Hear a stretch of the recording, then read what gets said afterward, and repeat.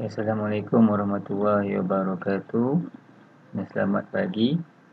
Ya, Alhamdulillah pada hari ini cikgu diberi kesempatan ruang dan waktu untuk meneruskan sesi perkongsian dalam mata pelajaran fizik KSSM tingkatan 4, di mana bab 2 daya dan gerakan 1.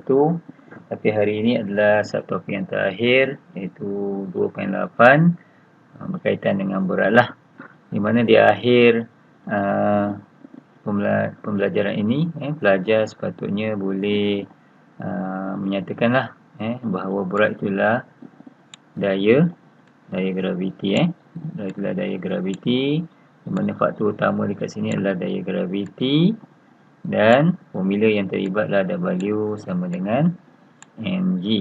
So sebelum itu cikgu nak buat catatan sedikit, di mana sebelum ini pelajar dah tahu bahawa M kuantiti asas, kita gunakan kilogram, dan di sini G graviti adalah perjutaan, iaitu meter per second. Okey, ni antara unit yang perlu pelajar learn. Seterusnya di sini kita lihat berkaitan dengan definisi. Definisi bagi berat. Definisi bagi berat. Berat adalah satu objek. Bagi satu objek, iaitu daya graviti yang bertindak ke atas objek.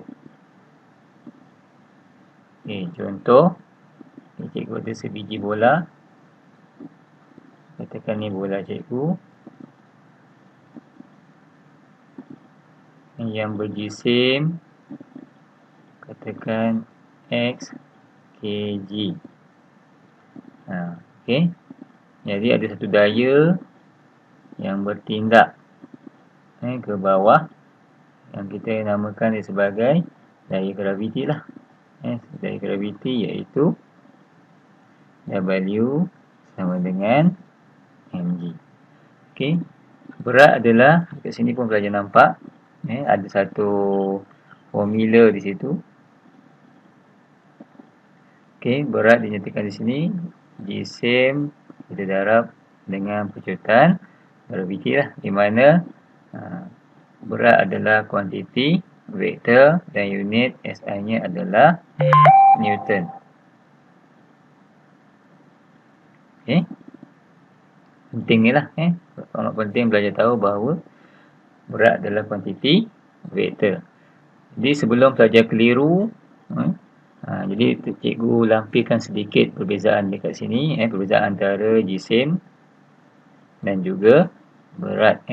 Sebab kadang-kadang bila kita lalui ujian PJSK, cikgu-cikgu akan tanya pelajar, berapa berat kamu, betul? Okey, jadi sini cikgu jelaskanlah. Sebenarnya berat itu di bawah pengaruh graviti, dan apa yang diukur masa kita timbang melalui alat penimbang itu adalah jisim kita lah. Okey, so jisim sebenarnya kuantiti G-rem lah. Contoh macam cikgu 62 kg. Itu kuantiti G-rem cikgu. Manakala berat pula di sini ialah dia berkaitan dengan daya graviti ke satu subjek, dan ianya bergantung pada tempat lah. Contoh bumi dengan bulan berbeza. Di bulan kita punya jisim ni daya graviti adalah 1/6. Nanti cikgu tunjukkan dalam pengiraan. Okey, 1/6 maksudnya jauh lebih ringan. Daya graviti adalah jauh lebih ringan daripada bumi. Kalau bumi ni 9.8, atau kadang-kadang pengiraan guna 10 lah. Kalau di bumi ni di bulan 1/6 daripada 98 ataupun 10. So yang kedua ni tetap di semua tempat. Kita pergi kat mana pun dalam dunia ni tetap sama. Kita guna alat penimbang walaupun brand apa pun tetap sama, tapi untuk berat dia berubah. Dia berubah dengan magnitud kekuatan medan magnet, sebab dia bergantung pada medan graviti di suatu tempat, macam cikgu cakap tadi. Ini perbandingan asas 1/6 kalau di bulan, 1/6 daripada graviti bumi. Okey, Manakala jisim kuantiti skala, tetapi berat kuantiti vektor. Jisim kuantiti asas, manakala berat itu kita pun nampak dia ni keterbitan sebab dia hasil darab jisim dan juga graviti lah. Ni unit SI-nya kilogram, tetapi di sini Newton. Okey, ini gambar rajah ringkas lah yang menggambarkan penerangan tadi. Kalau kita nampak dekat sini dengan jelas F sama dengan MA. Ini hukum Newton kedua. Ini adalah hukum Newton kedua. Cikgu ingatkan semula, F adalah daya bersih atau setengah buku pakai daya paduan.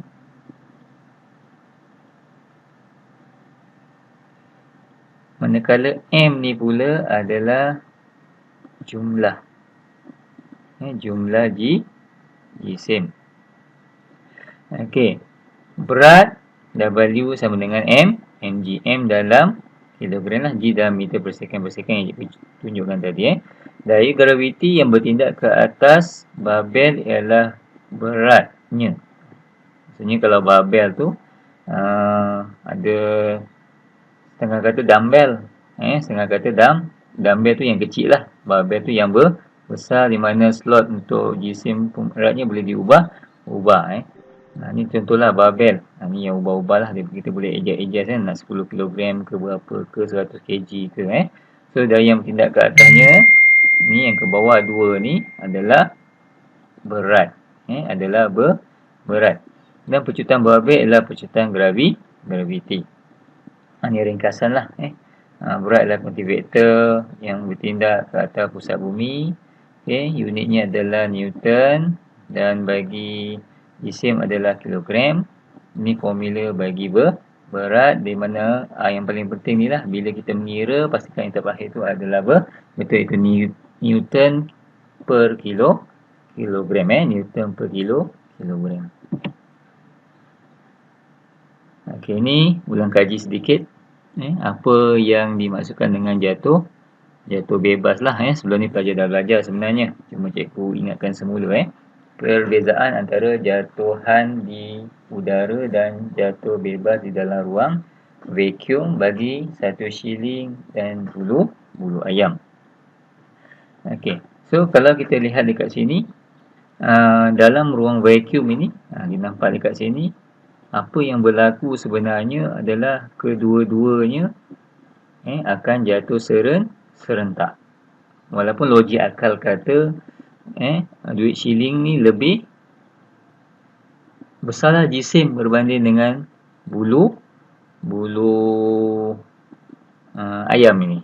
Itu logik akal kita. Tapi dalam ruang udara, dalam yang biasa, keadaan biasa, kita faham bahawa duit shilling ini akan jatuh ke bumi lebih awal dan mempunyai masa yang singkat berbanding dengan bulu ayam. Ini kedudukan yang samalah kita nampak. Dan kalau kita tengok kat sini, di saat akhir ni, kedua-duanya sampai serentak. Tapi bagi dalam ruang udara bebas ni, yang biasa kita nampati, hanya duit shilling saja yang sampai. Okey, apa yang berlaku sebenarnya? Apa yang dimaksudkan dengan ruang vakuum? Ruang vakuum adalah satu ruang yang tiada rintangan udara. Bebas geseran lah. Ataupun dekat sini, kita buat catatan, bebas geseran. Shilling dan bulu ayam mengalami jatuh bebas. Hanya daya graviti bertindak ke atas kedua-dua objek, dan akhir sekali kedua-duanya sampai ke lantai dalam selang masa yang sama. Dalam ruang udara pula, kita tengok sini, kedua-dua objek jatuh kerana daya graviti. Betul. Wujud rintangan udara ke atas permukaan objek yang sedang jatuh. Ini maksudnya geseran udara. Okey, bulu ayam mempunyai permukaan yang lebih luas, akan mengalami rintangan udara yang lebih tinggi. Okey, siling akan jatuh terlebih dahulu. Okey, perhatikan ayat ini. Bulu ayam mempunyai permukaan yang lebih luas, maka dia mempunyai rintangan udara yang tinggi. Okey, ini ulang kaji sahaja. Okey, seterusnya ini adalah aktiviti yang ada dalam buku teks kamu. Okey, boleh cuba di rumah. Okey, apa tujuannya adalah ke sini adalah tujuannya adalah untuk belajar mencipta satu model satu model kenderaan yang menggunakan aplikasi hukum Newton. Hukum Newton tu F dengan MA lah. Okey, jalankan satu aktiviti dijalankan secara berkumpulan.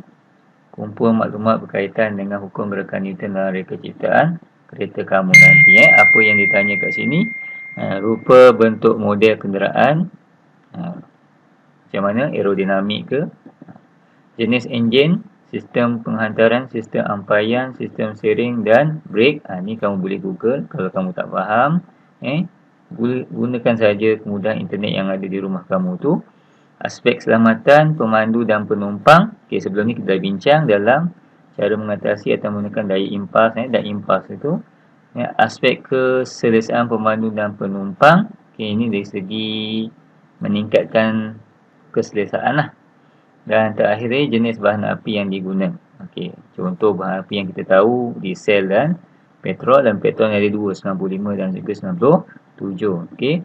Sebarang maklumat yang kamu dapat kamu bincangkan dan lengkapkan dalam satu borang KWN. Ni contohlah, kamu boleh nampak. Dalam kotak kamu scan, kamu akan nampak borang tu nanti. Kemudian reka cipta model kenderaan. Kamu ciptalah. Ini kelonggaran sedikit, sama ada kamu nak buat model. Kamu nak buat model atau kamu nak draft saja atau rangka. Rangka ni lebih tepat lukisan lah. Kamu lukis sahaja. Dan akhir sekali kamu bentangkanlah hasil ciptaan kamu. So dalam keadaan PKP ni kamu bentangkan dalam PowerPoint lah, guna Microsoft PowerPoint. Okey, saya harap pelajar faham. Sekian saja perkongsian cikgu pada hari ini.